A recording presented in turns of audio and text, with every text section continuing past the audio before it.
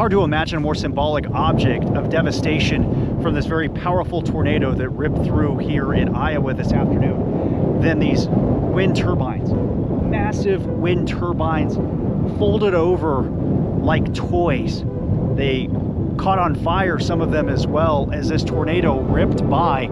There are several of these wind turbines, maybe even up to a dozen or more, that were damaged in the path of this tornado that eventually and sadly made its way into Greenfield, Iowa. Imagine that happening while you're away from work and your wife and young child are home alone. Well, the last thing I hear is our daughter's been hit. We're going to the hospital. I don't know what the hell's going on. Not in a good spot to communicate either, so not much I can do except drive. Called the boss, said I'm going home. Town's been hit. Can't reach my wife. That'd be one of the most powerless feelings you've had. There wasn't much I could do. Incredibly, this could have been so much worse, but people made small decisions that likely saved lives, getting into shelter in time as this tornado barreled towards them. This basement, we know at least 2 families' lives were saved because of this basement and the actions of the man who lived here. He went a couple of doors down and grabbed his cousin's wife and her infant daughter, brought them to safety, and this is where they rode out the tornado. This is the only time I have ever prayed in my life, and I didn't even get the words, "Dear Lord," out before it was over. I felt the stair hit me, and then it was gone, and I was trying to get everyone out and making sure everyone was okay and making sure I didn't even care if I was hurt. I was worried about everyone else. So why weren't you here when this tornado came right through your house? I didn't think a tornado was gonna hit, I never do. And I know one of my friends, she hates storms, so I wanted to make sure she was okay. And her husband, or fiance, said, "I'm coming to get you." And that's when I knew it was probably bad.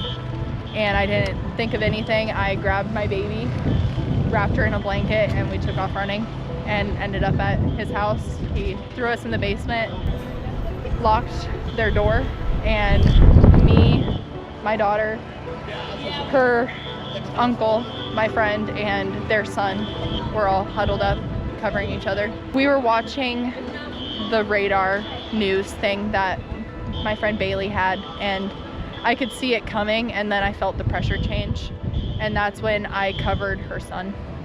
And her fiance said, "Get down." So we all huddled together and we all covered the kids.